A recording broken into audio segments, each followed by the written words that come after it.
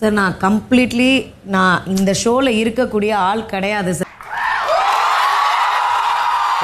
இன்றைக்கி பிக் பாஸில் பார்த்தீங்கன்னா வேறு மாதிரியான சம்பவங்கள்லாம் நடந்திருக்கு. முதல்ல என்னென்னு பார்த்தீங்கன்னா ரெட் கார்டு கொடுத்து வெளியில் அனுப்பியிருக்காங்க பார்வதியும் கமருதீனும். இந்த பிக் பாஸ் வரலாற்றிலே பார்த்தோம்னா இதுதான் முதல் தடவையும் கூட. அதாவது 2 பேரை ஒரே நேரத்தில் ரெட் கார்டு கொடுத்து வெளியில் அனுப்பினது. இதில் விஜய் சேதுபதி வந்தோடனே வெள்ளிக்கிழமை என்ன நினச்சி அப்படிங்கிறத பார்க்கலாம்னு சொல்லிட்டு இந்த கார் டாஸ்க்கு தான் போட்டு காமிச்சாங்க. இதில் சாண்ட்ராவை கமருதீனும் பார்வதியும் இடித்து வெளியில் தள்ளினதுக்கப்புறம் சாண்ட்ராவுக்கு மெடிக்கல்லாம் கொடுத்து அவங்கள ஓரளவுக்கு சரி பண்ணிட்டாங்க. அதுக்கப்புறமே பார்த்தீங்கன்னா திவ்ய கணேஷ்லாம் பார்வதி கிட்ட வேற லெவலுக்கு சண்டை போட்டுட்டு இருந்தாங்க. எனக்கு தெரிஞ்சு இந்த பிக் பாஸ் வீட்டுக்குள்ளேயே திவ்ய கணேஷ் மட்டும்தான் பார்வதியை எதிர்க்க ஒரே ஆள் பார்த்தோம்னா அவங்க மட்டும்தான். இதுல திவ்ய கணேஷ்லாம் பார்வதியை பார்த்து நீ எல்லாம் ஒரு பொம்பளை அப்படிங்கிற மாதிரி கேட்டதுக்குமே பார்வதி பார்த்தீங்கன்னா ஆமா அப்படிங்கிற மாதிரி அவங்களும் பதில் சொன்னாங்க. இதுல சபரிலாம் ஒரு கட்டத்தில் அளவே செஞ்சுட்டாரு. என்னப்பா கேம் விளையாடுறாங்க அப்படிங்கிற மாதிரி. சாண்ட்ராவுக்கு இப்படி ஒரு அசம்பாவித சம்பவம் நடந்திருக்கு. அதாவது பேனிக் அட்டாக் ஆயிருக்கு. ஆனா இதுல எந்த ஒரு குற்ற உணர்ச்சியுமே இல்லாம பார்வதி கமருதீன்கிட்ட கேட்கறாங்க நம்ம என்ன தப்பு பண்ணிட்டோம் அதுக்காக இப்படி எல்லாருமே குதிக்கிறாங்க அப்படிங்கிற மாதிரி கேட்குறாங்க. அந்த காருக்குள்ள திவ்ய கணேஷ் கமருதீன்கிட்ட கேட்குறாங்க என்னோட கை மாட்டி இருக்கு அதை கூட பார்க்காம பார்வதி திரும்பவும் அவங்கள புஷ் பண்ணி வெளியே தள்ளுறாங்க. என்னோட கைன்னு சொல்றேன். அதுக்கு பார்வதி சத்தமே இல்லாம வெளியில் அனுப்புறதே அவங்க குறியாவே இருந்திருக்காங்க. அப்படிங்கிற மாதிரி திவ்ய கணேஷ் கமருதீன்கிட்ட சொல்லும்போது கமருதீன் பார்வதிட்ட கேட்குறாங்க நீ பாத்தியா அப்படின்னு சொல்லிட்டு. அதுக்கு அவங்க என்ன சொல்லியிருக்காங்கன்னா நேத்து நீ என்ன பண்ணல அதே மாதிரி தான் நான் இப்பவும் பண்றேன் அப்படிங்கிற மாதிரி பதில தான் அந்த டைம்லேயே அவங்க சொல்லவும் செஞ்சிருக்காங்க. அப்படின்னு அவங்களோட கையே போனாலும் பரவாயில்ல அப்படிங்கிற மாதிரி தான் ஒரு க்ரூயலோட எண்ணத்தோடு தான் பார்வதி அந்த நேரத்தில் நடந்துக்கிட்டாங்க. இதில் பிக் பாஸ்மே விக்ரம் சபரி வினோத் இவங்க எல்லாருமே பார்த்தீங்கன்னா 3 பேர் வெளியில் கமருதீன் கிட்ட சண்டை போட்டுருந்தாங்க. அதுக்கப்புறம் பிக் பாஸ்மே பார்த்தீங்கன்னா நீங்கள் உங்களோட அன்றாட வேலையில் பார்க்கலாம் வீட்டுக்குள்ளே போகலாம் அப்படிங்கிற மாதிரி சொல்லிட்டாங்க. அதுக்கப்புறம் தான் பார்த்தீங்கன்னா திவ்ய கணேஷ்க்கும் பார்வதிக்கும் பயங்கரமாக காரசாரமான விவாதம்லாம் போயிட்டுருச்சு. அதனால் திரும்பவும் பிக் பாஸ் என்ன சொல்லிட்டாருன்னா நீங்கள் வீட்டை விட்டு வெளியில் வரலாம் அப்படிங்கிற மாதிரி சொன்ன உடனே 3 பேருமே பார்த்தீங்கன்னா கமருதீன் கிட்ட பயங்கரமாக சண்டை போட்டுட்டு இருந்தாங்க. அதுலேயும் பார்த்தோம்னா சரளமாக கெட்ட வார்த்தைகள்லாம் ஒருத்தராக விட்டுட்டு இருந்தாங்க. காருக்குள்ள இருக்கும்போது திவ்ய கணேஷ் மட்டும் தான் பார்வதி கிட்ட பேசிக்கிட்டே இருந்தாங்க சண்டை போட்டுட்டே இருந்தாங்க. அதனால பார்வதியால் சமாளிக்கவே முடியல திவ்ய கணேஷ்.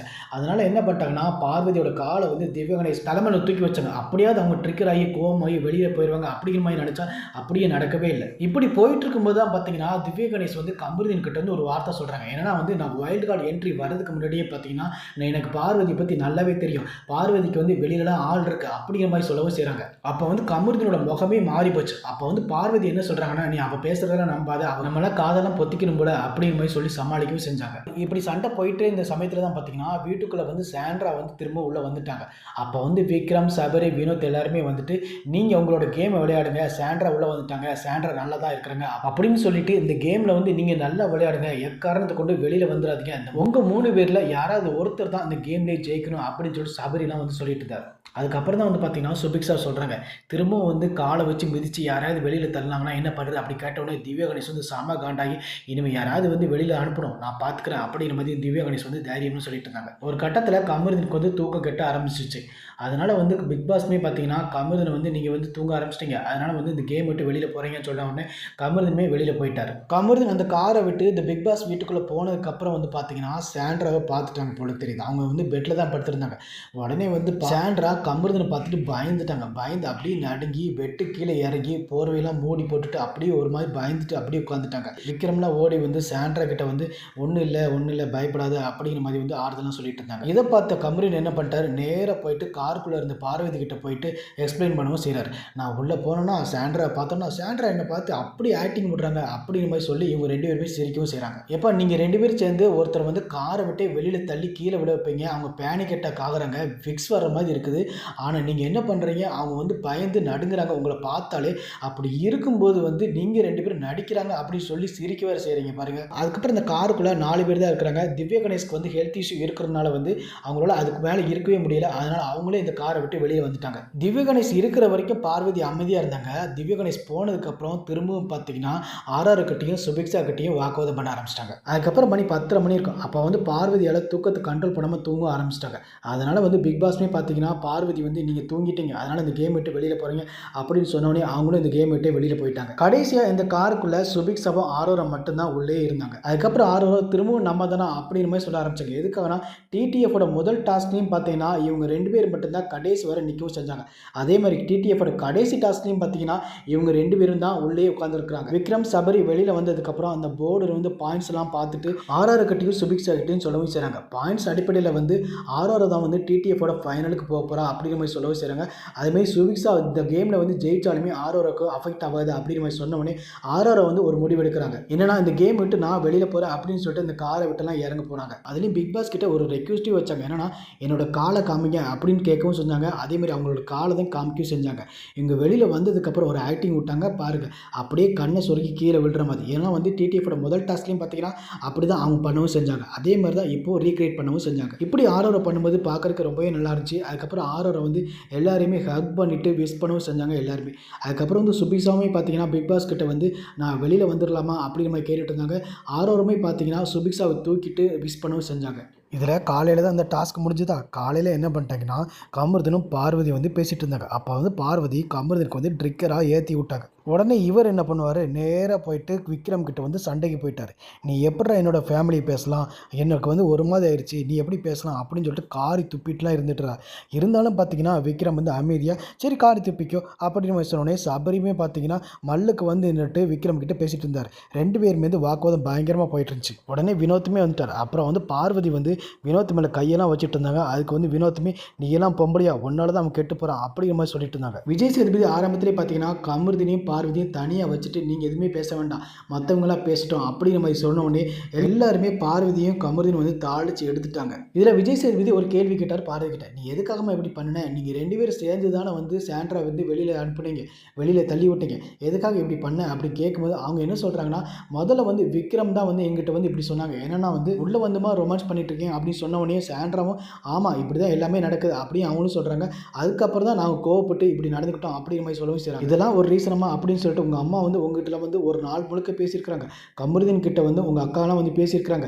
வெளியில் போய் பார்த்தீங்கன்னா தான் உங்களுக்கு தெரியும் பார்வதி வந்து உங்களை பற்றி என்னென்னலாம் பேசியிருக்கிறாங்க அப்படிங்கிற மாதிரி சொல்லிட்டு நீங்கள் என்ன சொன்னாலும் திருந்த மாட்டீங்க, நீங்கள் வெளியில் போங்க அப்படின்னு சொல்லிட்டு 2 ரெட் கார்டு எடுத்து நீட்டி நீங்கள் 2 பேர் வெளியில் போங்க அப்படின்னு சொல்லிட்டு வெளியே அனுப்பி இப்படி சொன்னோடனே பார்த்தீங்கன்னா எல்லாருமே ரொம்ப மகிழ்ச்சியாகி சபரிலாம் பார்த்தீங்கன்னா விசிலே அடிக்க ஆரம்பிச்சிட்டார் அப்படின்னு பார்த்துக்கோங்க. இதில் திவ்ய கணேஷ்லாம் கை தட்டி சிரிச்சிட்டாங்க. சாண்ட்ராவெல்லாம் ரொம்ப மகிழ்ச்சி ஆகிட்டாங்க. அதுக்கப்புறம் திவ்ய கணேஷ்மே கமருதீன் கிட்ட வந்து ஏற்கனவே சொன்னல இந்த மாதிரி வந்து இவங்ககிட்டலாம் பழகாத அப்படிங்கிற மாதிரி சொன்னால எத்தனை தடவை சொல்லியிருப்பேன், நீ கேட்டியா, இப்போ பாரு யாருக்கு நஷ்டம், உனக்கு தானே நஷ்டம் அப்படின்னு சொல்லிட்டு சொல்லிட்டு இருந்தாங்க. அதுக்கப்புறம் பார்வதி வந்து சாண்ட்ரா கிட்ட வந்து நான் சாரி கேட்டுக்கிட்டேன், இப்படி வந்து நடந்திருக்கே கூடாது, நான் அப்படி பண்ணதுனால தான் இந்த நிலைமையில வந்து நிற்கிறேன் அப்படிங்கிற மாதிரி சொல்லிட்டு அவங்க பாட்டு கிளம்பிட்டாங்க. கேட்டையுமே திறந்து வச்சுட்டாங்க. பார்வதி வந்து கார்டன் ஏரியாவுக்கு வந்து நின்றுட்டே இருந்தாங்க. ரொம்ப நேரம் நின்றுட்டே இருந்தாங்க.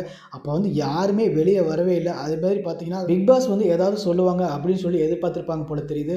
ஆனால் அவங்க எதுவுமே சொல்லாதனால நடையை கட்டிட்டு வெளியில் போயிட்டாங்க. அதுக்கப்புறம் தான் கமருதீன் வந்து ட்ரெஸ் எல்லாம் எடுத்துட்டு வினோத் கிட்ட பேசிக்கிட்டே இருந்தார். வினோத்துமே கமருதீன் கிட்ட வந்து சொல்லிட்டு இருந்தார், உங்ககிட்ட நான் வந்து எத்தனை வாட்டி நான் சொல்லியிருப்பேன் அந்த பொம்பளை கூட சேராத, அந்த பொம்பளை வந்து மோசம் அப்படிங்கிற மாதிரி சொல்லிட்டு இருந்தேன், ஆனால் நீ எதுவுமே கேட்கல, நீ மட்டும் வெளியில் போனதுக்கப்புறம் அந்த பொம்பளை நீ கல்யாணம் கெட்டன்னு வச்சுக்கேன், நீ நாசமாக போயிடுவேன் அப்படிங்கிற மாதிரி வந்து சொல்லிட்டு இருந்தாங்க. அதாவது பார்வதி வெளியில் போனதுக்கப்புறம் திரும்ப கமருதீன் உள்ளே வந்துட்டு சாண்ட்ரா கிட்ட வந்து காலில் விழுந்து மன்னிப்பு கேட்டுட்டு வெளியில் போயிட்டார். அப்போ வந்து கார்டன் ஏரியாவில் வந்து சபரி, திவ்யா கணேஷ், வினோத் எல்லாம் இருந்திருந்தாங்க. அதுக்கப்புறமே வினோத் பார்த்தீங்கன்னா ஃபீல் பண்ணி அழுதுகிட்டே இருந்தார். வாழ்க்கையே தொலைச்சிட்டான் அப்படிங்கிற மாதிரி ஃபீல் பண்ணிட்டு இருந்தார். இந்த பிக் பாஸ் ஷோக்கு அவன் வந்ததுக்கான காரணமே பணம் தான், ஆனால் இப்போ அவனுக்கு பணம் கிடைக்குமா அப்படிங்கிற மாதிரி தெரியல அப்படிங்கிற மாதிரி பற்றிலாம் வினோத் வந்து சொல்லிட்டு இருந்தார். இப்போ இவங்க 2 பேருக்குமே ரெட் கார்டு கொடுத்து வெளியில் அனுப்புனதுனால இவங்களுக்கு வந்து இத்தனை நாள் இருந்த சம்பளம் கிடைக்குமா அப்படிங்கிறது வந்து ஒரு பெரிய கேள்விக்குறி தான். இதில் சாண்ட்ராவுக்கு பேனிக் அட்டாக் ஆனதுனால வந்து விஜய் சேதுபதி சாண்ட்ரா கிட்ட ஒரு கேள்வி கேட்டாங்க, உங்களால் இந்த ஷோவில் வந்து கண்டினியூ பண்ண முடியுமா முடியாதா அப்படிங்கிற மாதிரி கேட்கும்போது வந்து சாண்ட்ரா வந்து என்னால் கண்டினியூ பண்ண முடியும் அப்படிங்கிற மாதிரி சொல்ல வச்சிருந்தாங்க. இதில் விஜய் சேதுபதி சபரியும் வினோத்தையும் பாராட்டவும் செஞ்சார். என்னதான் வந்து போட்டி அப்படிங்கிற மாதிரி இருந்தாலுமே வந்து நீங்கள் 2 பேருமே அந்த கேம் விட்டு வெளியில் வந்து சாண்ட்ராக்கு வந்து ஹெல்ப் பண்ணீங்க, அது வந்து ஒரு பாராட்டத்திற்கான விஷயம் அப்படிங்கிற மாதிரி சொல்லி முடிச்சார். இருந்தாலும் விஜய் சேதுபதி எல்லாருக்கிட்டையுமே வந்து இப்படி ஒரு விஷயம் நடந்திருக்கு, ஏன் இது வந்து நீங்கள் தட்டி கேட்கல, ஏன் எல்லாருமே மௌனமாக இருந்துட்டீங்க, நீங்கள் பயந்துட்டீங்களா அப்படின்னு சொல்லி கேட்கும்போது வந்து எல்லாருமே மௌனமாக இருந்தாங்க. இருந்தாலுமே பார்த்தீங்கன்னா விக்ரம் ஆகட்டும், சபரி ஆகட்டும், வினோத்தா இருக்கட்டும், எல்லாருமே வந்து கமருதீன் கிட்ட வந்து கோவப்பட தான் செஞ்சாங்க. இதில் திவ்யா கணேசமே பார்த்தீங்கன்னா சாண்ட்ராவை வெளியில் தன்னதுக்கப்புறம் வந்து பார்வதி கிட்ட வந்து பயங்கரமாக வந்து சண்டை போட்டுட்டு இருந்தாங்க. இப்போ இவங்க 2 பேருமே வெளியில் போனதுக்கப்புறம் இப்போ பிக் பாஸ் வீட்டுக்குள்ளே 7 பேர் மட்டும்தான் இருக்கிறாங்க. ஒருவேளை இவங்க 2 பேருமே ரெட் கார்டு வாங்கி வெளியில் போகலைன்னா இந்த வாரம் சுபிக்ஷா தான் எலிமினேட் ஆகி வெளியே போயிருப்பாங்க. இந்த பிக் பாஸ் சீசன் 9 வந்து அடுத்த வாரத்தோடு முடிய போது. இந்த டிக்கெட்டு ஃபைனலோட டாஸ்க்கும் முடிஞ்சு போச்சு. அடுத்த வாரம் தான் பணப்பட்டி எடுக்கிற டாஸ்க்கும் நடக்க போகுது. அதனால் இந்த 7 பேர் வச்சு தான் இந்த பணப்பட்டி டாஸ்க்கை நடத்தவும் செய்வாங்க. நாளைக்கு பார்க்கலாம் யாராவது எலிமினேட் ஆவாங்களா அப்படிங்கிறத. இல்லைன்னா இந்த 7 பேர் வச்சு தான் வந்து அடுத்த வாரம் பணப்பட்டி டாஸ்க்கை நடத்தவும் செய்வாங்க. ஏன்னா அந்த பணப்பட்டி டாஸ்கில் கூட வந்து ஒருத்தரை வந்து பணத்தை எடுத்துகிட்டு வெளியில் போகலாம். இல்லைன்னா வந்து இன்னொருத்தர் வந்து அந்த டைமுக்குள்ளே அந்த டாஸ்க்கை முடியலைன்னா அவங்க வந்து எவிட் ஆகி வெளியில் போகிறதுக்கான வாய்ப்பு இருக்கவும் செய்யுது. ஏன்னா போன சீசன்லேயே பார்த்தீங்கன்னா ஜாக்லின் வந்து அந்த பணத்தை எடுத்து ட்ரை பண்ணிவிட்டு அவங்க எடுக்காமல் வெளியில் போனாங்க. அதே மாதிரி இருக்கவும் செய்யுது. அதேமாதிரி இன்றைக்கான எபிசோடில் ஃபன் மொமெண்ட்ஸ் அப்படின்னு பார்த்தோம்னா ஆரோரா வந்து ஜெயிச்சதுக்கப்புறம் வந்து இந்த டிக்கெட்டு ஃபினாலோட வின்னரே அவங்க தான். ஆனால் அவங்க வந்து பிக் பாஸ் வந்து ஏதாவது சொல்லுவாரா அப்படின்னு சொல்லிட்டு எதிர்பார்த்துட்டே இருந்தாங்க. ஆனால் சுபிக்ஷாக்கு மட்டும் தான் இந்த கேமோட வின்னர் அப்படிங்கிற மாதிரி அறிவிக்கவும் செஞ்சாங்க. அப்போ தான் விக்ரம் வந்து இந்த டிடிஎஃப் ஃபைனலோட வின்னர் அப்படிங்கிறத வந்து பின்னர் அறிவிப்பாங்க அப்படின்னு சொன்னதுக்கப்புறம் வந்து ஆரோரா ஒரு ஏமாற்றத்தோடைய வீட்டுக்குள்ளே போனாங்க. அதுக்கப்புறம் வினோத் வந்து விக்ரம், சாண்ட்ரா, சபரி கிட்டலாம் பேசிட்டு இருந்தாங்க. என்ன அப்படின்னு பார்த்தீங்கன்னா இந்த 80 நாள் 90 நாள் கடந்துருச்சு. இது வரைக்கும் வினோத் வந்து நல்லா விளையாடிட்டு இருந்தான். ஆனால் டிடிஎஃப் டாஸ்கில் வந்து பார்த்தீங்கன்னா நல்லாவே விளையாடலை. அட்லீஸ்ட் இந்த கார் டாஸ்க்லையாவது நான் நல்லா விளையாடலாம் அப்படின்னு நினச்சேன். ஆனால் கடைசியில் பார்த்தீங்கன்னா அந்த காரை விட்டு நானே வெளியில் வந்துற மாதிரி ஆகிப்போச்சு அப்படின்னு அவர் சொன்ன ஒன்றுமே விக்ரமும் பார்த்தீங்கன்னா இதுக்கெல்லாம் காரணம் யாரும் தெரியுமா? எல்லாத்துக்கும் காரணம் திவாகர் தான் வெளியில் இருந்துட்டு சபிச்சுக்கிட்டே இருந்திருப்பார். அதனால தான் நீ வந்து ஒன்னால ஜெயிக்க முடியல அப்படின்னு சொல்லிட்டு காமெடி பண்ணிட்டு இருந்தாங்க. இந்த வீடியோ உங்களுக்கு பிடிச்சிருந்ததுன்னா லைக் பண்ணிட்டு சப்ஸ்கிரைப் பண்ண மறந்துடாதீங்க.